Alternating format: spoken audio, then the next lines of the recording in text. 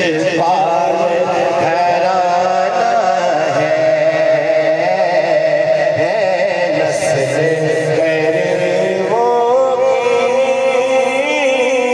لجپال گھرانہ جاویں گا تو تر سوڑیا بس اللہ اللہ اللہ اللہ کر سوڑیا کہو اللہ اللہ کہو اللہ اللہ اللہ اللہ اللہ اللہ کہو اللہ اللہ اللہ اللہ اللہ اللہ کہو اللہ اللہ اللہ اللہ اللہ اللہ کہو اللہ اللہ آؤ مل کے نعت پاک پڑھنی ہے جدے وچ سرکار دی یاد دا بھی ذکر ہے جیڑا سونے سردار دا نوکر ایک باری ہاتھ بلند کر کے کہے سبحان اللہ دوستو نعت خوانی چ کہ ایسا وقت آیا تقریباً 8-9 سال پہلے دی گل ہے گلا بھی میرا بہت خراب نویں شوگر ہوئی میں نے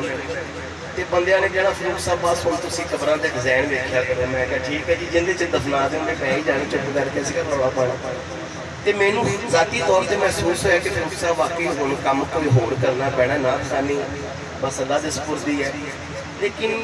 جدوں اللہ انسان دی تقدیر جگاندا ہے نا کسے دے رستے تے چلا دیندا ہے